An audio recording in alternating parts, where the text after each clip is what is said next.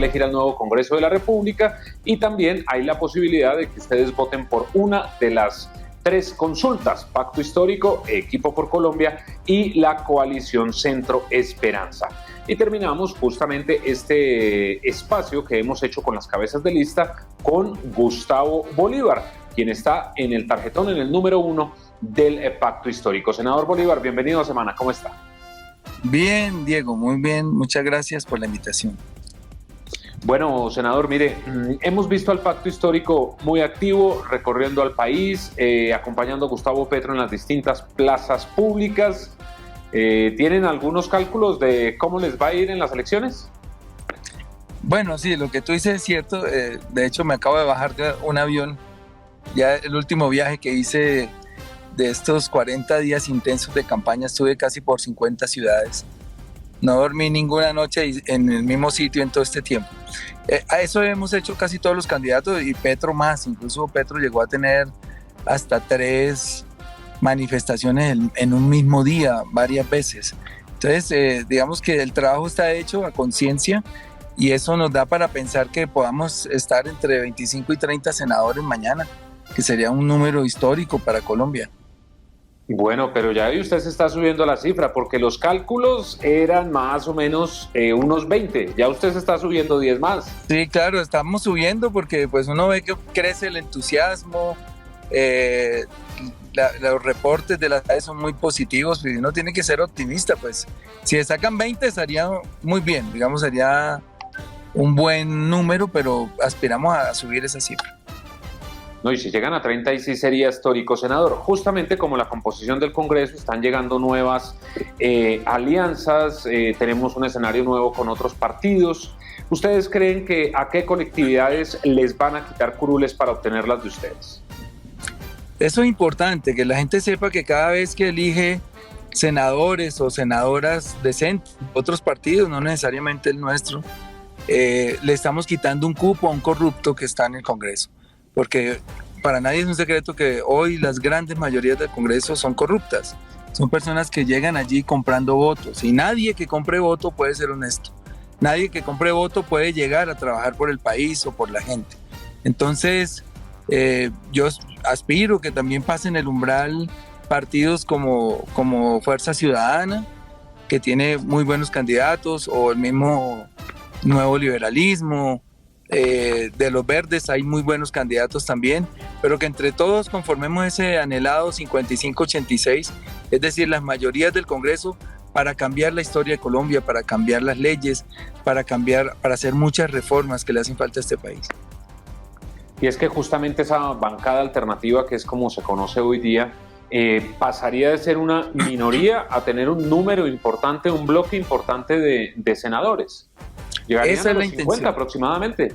Esa es la intención, y junto con muchas personas que hoy ya del Partido Liberal se declaran abiertamente del Pacto Histórico, o incluso hay algunas personas en Cambio Radical como Temístocles Ortega, que siempre vota con nosotros, y de la U también hay congresistas que han votado con nosotros. No tenemos duda que si eso sigue pasando, el Congreso, le vamos a arrebatar la mayoría del Congreso al gobierno y también a los corruptos. Bueno, pues senador, pues ya como se dice, las cartas ya se destaparon. El Pacto Histórico, como las otras colectividades, pues han hecho un trabajo muy fuerte, pero usted sabe que como buenos colombianos todos dejamos todo para lo último, y a decir verdad, la campaña por las consultas ha tenido un mayor interés presidencial. Entonces, para aquellas personas, senador Bolívar, que no han definido su voto y están viendo esta entrevista, ¿qué está proponiendo el Pacto Histórico a su llegada al Congreso después del 20 de julio? Bueno, muy importante que la gente sepa. Nosotros, cuando decimos queremos cambiar a Colombia, pues tenemos que hacer un revolcón en sus estructuras, cambios profundos. En la justicia, por ejemplo, ¿qué queremos? Que el Congreso de la República no siga eligiendo al procurador ni al contralor. Me parece que eso se convirtió en una puerta de escape para los corruptos, porque cuando el corrupto elige a su contralor o a su procurador, ellos que tienen estructuras de poder en los municipios, en las gobernaciones, pues están logrando la impunidad para esos alcaldes y gobernadores corruptos y funcionarios corruptos. Y eso se ha visto a lo largo y ancho del país, como quienes favorecen con su voto en el Congreso esas elecciones prácticamente gozan de impunidad 4 años, y quienes votan en contra de esos candidatos que a la postre resultan elegidos como procuradores o contralores, pues recibimos alguna persecución. Hay que quitarle el poder al Congreso, entre otras cosas porque eso es lo que manda la democracia, que haya separación de poderes. No nos gusta que el fiscal, a pesar de que el próximo presidente podría ser Gustavo Petro, no queremos que él elija a su propio fiscal. Eso no es sano para un país, porque cuando un presidente es quien terna al fiscal para que la corte lo elija, pues en esa terna manda 3 amigos y siempre cae parado porque gana con cara, con sello, o si la moneda cae de pie también gana. Entonces queremos que el fiscal no lo elija el presidente. Esa figura de la comisión de acusaciones es una vergüenza para Colombia. Ahí hay personajes con 200 investigaciones que nunca se mueven porque son órganos políticos, y eso también tiene que desaparecer del Congreso. Nos gusta una reforma política también para darle la oportunidad a los jóvenes para que voten a los 16 años. Es una deuda de hace rato, ¿no? La reforma política. Sí, la reforma política, incluso yo pasé recién llegué al Congreso, que obviamente se hundió porque cuando somos minoría prácticamente nuestros proyectos no son revisados ni agendados siquiera. Pero quisiéramos una reforma política para que las campañas sean financiadas por el Estado. Este cuento de que los narcos y los contratistas y los cacaos estén financiando campañas a cambio de favores en el Congreso tiene que desaparecer. Y la manera que tiene que desaparecer es que el gobierno financie todas las campañas políticas, por un lado. Segundo, y ojalá en el futuro todas las listas sean cerradas, porque miren cómo se vuelve poderoso el voto de una persona. Con una lista abierta uno vota por el 10, por el 5, por el 3, por el 7. En una lista cerrada el voto de la persona elige toda una bancada. Es un voto poderoso que llamamos nosotros. Entonces quisiéramos hacer esa reforma para que en el futuro todas las listas sean cerradas. Eso abarata las campañas, deja de esa competencia terrible en la que muchos candidatos invierten hasta 20.000 millones para llegar al Congreso. Y ahí es donde la ciudadanía tiene que preguntarse qué llega a hacer al Congreso alguien que invierte 20.000 millones de pesos en una campaña. Pues a robar, no puede llegar a hacer otra cosa. Entonces que sean cerradas, que sean paritarias para que las mujeres tengan igualdad y de oportunidades de llegar al Congreso, y que sean financiadas por el Estado. También queremos el voto obligatorio. El voto obligatorio haría que comprar votos fuera muy difícil, porque hoy con la abstención que hay, que es casi el 50%, pues un corrupto sabe que se elige con 50, 60 mil votos y compra ese número de votos. Pero con un voto obligatorio, donde todos tuviéramos que salir a votar, tendrían que comprar 200.000 votos o 170.000 votos. No les va a caer fácil. Entonces nos gusta esa figura. Quisiéramos ensayar que los jóvenes votaran a los 16 años. A los jóvenes hoy los quieren judicializar desde niños por los delitos que cometen. Obviamente les podríamos dar el poder de salir a votar también a los 16 años. Eso ya sucede en varios países. Eso dentro de la reforma política. Dentro de la reforma ambiental, que es un paquete legislativo que vamos a pasar, 3 cosas directas. Prohibir el fracking de una vez. Segundo, vamos a prohibir la explotación minera en los páramos. Nosotros tenemos la fortuna de contar con el 50% de los páramos de todo el mundo en Colombia. Eso es un tesoro que dentro de 20 o 30 años vamos a extrañar si los destruimos, porque ahí es donde se fabrica el agua que llega a los ríos o a los nacimientos. Esas matas de los páramos, el frailejón, absorben las nubes, guardan esa agua y es la que después se convierte en nacimientos y se evotranspira para que vuelva y llueva. Son unos ecosistemas que hay que proteger. Entonces prohibimos la minería en los páramos. Y tercero, el glifosato. Digamos, como para empezar, también queremos darle derecho a los ríos, el mínimo vital de agua. En tecnología queremos también un mínimo vital de internet para que toda Colombia esté interconectada. Duque prometió interconectar el 70% de los colombianos y hoy la meta va en 56, seguramente no alcanza a cumplir porque se robaron la plata en el Ministerio de las TIC, se abudinearon la plata y no se va a cumplir esa meta. Entonces queremos llegar un poquito más arriba, al 80%, vamos a tener más tiempo obviamente. Pero de ese 56% que hoy tienen Colombia interconectada, solo el 23% está conectado el campo, las zonas rurales. Y hay que llegar a que los niños campesinos tengan internet. El internet hoy es un derecho fundamental prácticamente, porque toda la educación está interconectada con el internet, la técnica, la ciencia también tiene que estar interconectada con el internet para que los campesinos sepan cuándo llueve, para que puedan mirar portales, saber quién paga mejor sus productos. Bueno, hay que tecnificar y esa tecnificación, ese salto tecnológico se da con mucha cobertura de internet. Bueno, Diego, me puedo pasar el día porque vamos a presentar 200 proyectos el 20 de julio. Pero esos son los principales. Pero es una agenda muy amplia. Sí, porque somos pues, muchos candidatos y a cada uno le pedimos que nos facilitara los proyectos en los que quiere insistir y estamos armando ese paquete para el 20 de julio, es decir que ya estamos trabajando. Radicar esos 200 proyectos de ley que contienen la Colombia que queremos, la Colombia moderna, la Colombia libre, la Colombia que cuida sus recursos naturales, la Colombia justa y transparente. Y eso es lo que queremos hacer el 20 de julio. Y sabe que, senador Bolívar, que haciendo las entrevistas con todas las cabezas de lista, veo que hay un consenso sobre la necesidad de una verdadera reforma política, abaratar los costos de las campañas, ese voto obligatorio y también cerrar las listas. Eso le hace mucha falta a Colombia realmente, ¿no? Pero hay que tener cuidado con la hipocresía, porque existe. Mire, yo por ejemplo he insistido muchas veces en el proyecto de bajar los salarios a los congresistas y de que nos paguen por sesión. Y todos, si tú les preguntas hoy, todos están de acuerdo. Cuando los proyectos llegan allá, se salen, no están, votan en contra y le hacen conejo a la gente. El pago por sesión es una necesidad, por justicia, ni siquiera es que lo que nos ahorremos vaya a arreglar los problemas económicos de este país, que son muy grandes, sino que es injusto que un trabajador tenga que, para devengar su salario, trabajar 24 o 25 días al mes y nosotros solo trabajamos 8 días al mes y además trabajamos 8 meses y nos pagan 13, o sea, nosotros tenemos 5 meses gratis, casi 170, 80 millones que nos regalan cada año por no trabajar. Eso tiene que desaparecer. ¿Cómo desaparece? Con el pago por sesión. Si queremos ganar 11 meses, pues trabajamos 11 meses. Si queremos trabajar 8 meses como hoy, que nos paguen 8 meses. Y yo les pido a la gente que comprometa a los candidatos que tienen, el que sea, hoy o mañana en las redes sociales, con el voto por ese proyecto de pago por sesión.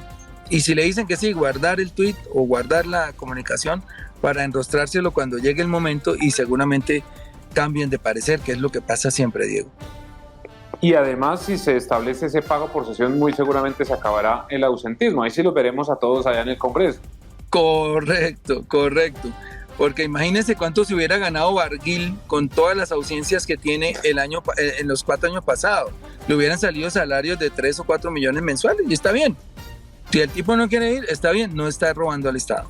Porque uno roba al Estado cuando se gana. Imagínate, si nosotros vamos a 2 sesiones plenarias por semana y serían 8 al mes y estamos ganándonos 35 millones de pesos, pues divida, casi que nos están pagando como 4 millones por una sesión. Eso es inaudito. Y si uno no va a una, pues se está robando 4 millones. Si no va a 2, se está robando 8. Y hay gente que yo nunca veo. Ahora por la pandemia, que las sesiones fueron por Zoom, pues los vi a todos porque prácticamente estaban trabajando desde la casa. Pero cuando es presencial, la verdad, el promedio de asistencia del Congreso es de 60. Y ustedes bien siempre ven las votaciones 55-3, 58, nunca ve que estén votando los 108 senadores. Entonces, ¿para qué elegimos 108 senadores? Elijamos menos y achiquemos el Congreso. Claro. Senador Bolívar, mira, hay otra preocupación muy grande en todo el país, la inseguridad, sobre todo en las grandes ciudades. La gente está cansada de que la roben. ¿Qué poder hacer justamente desde el Congreso para mejorar la seguridad? Bueno, eso es un tema bien amplio. Eso es como cuando me decían a mí cuando estaba escribiendo libretos, escena quinta, se toman el Fuerte Apache. Y eso implicaba 1000 escenas. ¿Cómo entran? ¿Cuántos? ¿Quiénes están defendiendo? ¿Qué hacen? Pues mira, el de la seguridad es un problema que pasa por la justicia social. No habrá paz nunca en Colombia, ni paz urbana, ni paz rural, que es la que padecemos más, si no hay paz, si no hay justicia social. Entonces eso es un problema de inclusión, de empleo, de políticas de educación. Se va a demorar mucho y la gente está desesperada y obviamente hay que tener unas medidas de corto plazo, que son las policivas, necesariamente necesita la policía, en vez de estar persiguiendo jóvenes que están luchando en las calles por sus derechos, que vayan y persigan a los delincuentes. Y a mediano plazo empezar con estas tareas de inclusión social, de llevar programas a los barrios, de incluir a los jóvenes en programas en cultura, en deportes, etc. En tercer lugar, el de largo plazo es darle justicia a este país. Nuestro país es uno de los países más desiguales de la tierra. Según la FAO, aunque después lo obligaron a corregir, somos uno de los únicos 3 países en América y el único de Sudamérica que está afrontando una hambruna, que está aguantando hambre. Y lo corrobora el DANI, que no es una empresa como nos tildan de castrochavistas, es una empresa del Estado, es una entidad del Estado, del gobierno además. Dice, hoy el 34.2% de las personas no come 3 veces al día. Eso es una infamia en un país donde 14 millones de hectáreas de tierra están tiradas ahí. Yo acabo de hacer un video que puse en YouTube que se llama Las Tierras Improductivas y me puse a grabar aprovechando todos estos viajes que estoy haciendo alrededor de Colombia. Me puse a grabar desde la ventanilla del carro miles y miles de hectáreas verdes, bonitas, fértiles, desocupadas, sin una mata, y Colombia importando. Eso me parece una infamia. Entonces el hambre saca a la gente a robar. Yo no sé si la gente ha aguantado, los que me están escuchando, pero hagan el ejercicio de no comer 2 días a ver qué sienten. Y el hambre tiene que ser un motor muy poderoso de la delincuencia. Y nosotros queremos acabar el hambre. Por eso Gustavo también ha dicho, Gustavo Petro, que el 8 de agosto va dictando de una vez una emergencia económica con ese objetivo de acabar el hambre. Entonces, esa delincuencia se va a acabar así, Diego, con medidas de corto plazo, de choque. Hay que atender a la ciudadanía, mucha seguridad, muchas cámaras, hay que incrementar el pie de fuerza con los policías, que es muy poco en relación a mil habitantes. Colombia tiene una de las fuerzas más pequeñas, hay que incrementarlo, hay que pagarles bien a los policías ganan mal, ganan muy poquito. Hay policías que usted no me pregunta, pero ganan 1.500.000, 1.800.000 los nuevos. Eso hay que ponerles buenos salarios para que no se vendan, para que no se corrompan. Bueno, hay que hacer una reestructuración de este Estado impresionante. Yo creo que para que este país empiece a funcionar necesitamos de muchos años con una buena tendencia de transformaciones sostenidas para poder decir en 20 o 30 años este país cambió, pero eso no es fácil hacerlo de la noche a la mañana. Senador, ¿y usted qué le responde usted utilizó un término del castrochavismo, ¿usted qué le responde a quienes dicen si Gustavo Petro llega a la presidencia va a empezar a expropiar, a acabar el país? Y quienes dicen no, yo no voto por el pacto histórico porque justamente ellos son los que van a coayudar a Gustavo Petro a cumplir todos sus objetivos. ¿Qué le responde usted a ellos? Bueno, eso es un cuento viejo que se inventaron en 2018 porque para 2016 en el plebiscito por la paz se inventaron que las FARC se iban a tomar el país, que si votábamos sí a la paz, que las FARC se tomaban el país. Pues se hizo la paz, se desarmaron, ahí están, no se tomaron el país, no tienen la fuerza para hacerlo. Timochenko nunca fue presidente, fue otra de las mentiras que inventaron. Nunca les quitaron la pensión a las personas para pagarle a los guerrilleros. Y entonces después de que ya se caen todas esas mentiras, se inventan el castrochavismo para 2018 y el mismo cuento. Ni Gustavo Petro, ni Gustavo Bolívar, ninguno de nosotros es castrochavista. No hago fotos de nosotros con Maduro. Gustavo Petro ha explicado que en sus inicios simpatizó con Chávez antes de que él se volviera comunista, porque es que la gente no conoce la historia. Chávez fue un militar, como cualquier militar aquí de Colombia, que se sublevó y logró llegar al poder a través de un golpe prácticamente. Y cuando estaba como hacia 2006, se alió con los Castro y Gustavo Petro ahí le puso ya un corte a esa amistad. En 2006, cuando él se alía con los Castro y se vuelve, prácticamente lleva al país al comunismo. Nosotros no somos comunistas, yo soy un empresario.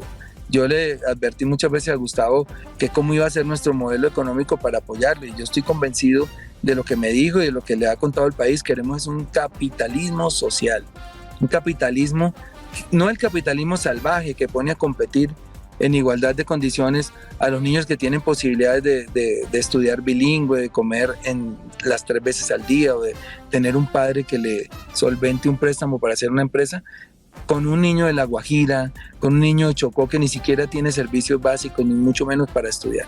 Ese capitalismo salvaje nosotros ¿cómo lo subsanamos? Agrandando el Estado en el tema de educación y de salud y de saneamiento básico y manteniéndolo como está. Propiedad privada, libre empresa, iniciativa privada, emprendimiento privado, todo eso se mantiene igual. Incluso nosotros vamos a industrializar este país, al contrario. Diferente a lo que pasó en Venezuela, que por la dependencia del carbón y del petróleo se adormecieron sus industrias y ellos no tienen hoy un aparato productivo. Nosotros queremos que ese aparato productivo en Colombia sea muy grande, darle un impulso al campo impresionante, cumplir el punto 1 del acuerdo, que es entregarle 3 millones de hectáreas a los campesinos. Eso no es un embeleco de Petro, eso está firmado por el Estado. Eso no es un acuerdo entre Santos y las FARC, sino entre el Estado colombiano y las FARC. Y ese punto hay que cumplirlo y nosotros queremos llegar mínimo al 50% de esa cifra, 1.500.000 hectáreas. Si se puede más, pues se hará más. Hoy no se han entregado más de 130.000 hectáreas de esas 3 millones de hectáreas. Entonces no hay con el tal comunismo, ninguno de nosotros es comunista, ninguno de nosotros es castrochavista. Eso es un cuento que se inventaron para desprestigiarnos, pero ni expropiación, ni volver a Colombia como Venezuela, porque de hecho ni siquiera Venezuela apareció en el mapa de hambre, ni en Venezuela los niños comen de la basura, como sucedió en esas imágenes que nos mostró el noticiero RCN, lamentables y dolorosas. Aquí en Venezuela no asesinan 1.300 líderes sociales en 4 años. Allá no ha habido 265 masacres durante el gobierno de Duque. Entonces uno dice, ¿convertirnos en quién? Por favor. Este país está desangrado, este país está saqueado por los corruptos. Y entonces, ¿cuál es el miedo? A hacer un cambio. Yo creo que no hay nada que perder. Simplemente yo le digo a la gente, confíen en nosotros, denos la oportunidad. Y si en 2026 no cumplimos, pues nos sacan. Pues esa es la democracia. Si en 2026 se dan cuenta que todo está carreta o que intentamos convertir a Colombia en Venezuela, pues nos sacan. No hay ningún problema. Eso es lo que le diría yo, Diego. Pues ahí están las propuestas, bueno, algunas, porque usted tiene razón en eso y de que si nos quedamos hablando de todas las propuestas nos quedamos mucho tiempo conversando. Senador, finalmente, ¿cómo votan las personas que quieren apoyar al pacto histórico? ¿Cómo los buscan a ustedes? Gracias, Diego. Esa pregunta es importante porque mucha gente me dice, yo quiero votar por usted, pero ¿qué número tiene? Tengo que explicarle a la gente, yo no tengo número, mis compañeros no tienen número. Si alguien quiere, ni cara ni casilla dentro del tarjetón. Si alguien quiere votar por Gustavo Bolívar, o por Iván Cepeda, o por Aida Bella, o por Gloria Flores, bueno, por cualquier persona de la lista, no nos va a encontrar en el tarjetón. Entonces tiene que ir al tarjetón de Senado y en la parte de abajo encuentra la casilla que dice pacto. Donde diga pacto histórico, ahí pone la X, sin salirse del recuadro. Y con ese voto poderoso nos elige a todos. Eso es lo maravilloso de las listas cerradas. Ya no va a elegir a uno solo, sino elige a todos. Y entre más votos tengamos, pues más gente sale de la lista. Por poner cifras, si sacamos, por ejemplo, 2 millones de votos, nos van a elegir como a unos 15 o 17. Si sacamos 3 millones, pues nos van a elegir a 22, 23. Si sacamos 4 millones, pues ahí va subiendo la lista. Y si sacamos los 5 millones, que era la meta inicial, pues nos eligen casi como a 35, 40 senadores. Entonces, ese es el poder del voto. Y para la Cámara igual, también son listas cerradas, buscan el logo de pacto en su departamento y marcan. Y si quieren votar en la consulta del pacto histórico para la presidencia, entonces piden el tarjetón porque no lo entregan y dicen quiero votar por la consulta y ahí están nuestros candidatos. Yo voy a votar por Petro, pero cualquiera puede votar por alguno de los otros. Eso es muy importante, el tarjetón de las consultas. No lo van a entregar, usted tiene que pedirlo y si usted no recuerda el nombre de la coalición puede hacer referencia a alguno de los candidatos por los que quiera votar. Por ejemplo, el senador Bolívar dijo que quiere votar por Gustavo Petro. Usted puede decir quiero votar por la consulta de Gustavo Petro y allí el jurado ya sabe cuál es el tarjetón que le tiene que entregar. Pues senador Gustavo Bolívar, gracias por haber estado en Semana. A ti, Diego, muchísimas gracias. Un abrazo. Un abrazo para usted y a ustedes también gracias por estar con nosotros. Ya saben, nos encuentran en todas nuestras redes sociales y en www.semana.com. Mañana, desde las 7:30 de la mañana, a través de nuestras redes sociales, pueden ver el cubrimiento especial que tendrá Semana sobre esta jornada electoral, en donde se elegirá el nuevo Congreso de la República y 3 consultas van a definir a su candidato presidencial. Que estén muy bien.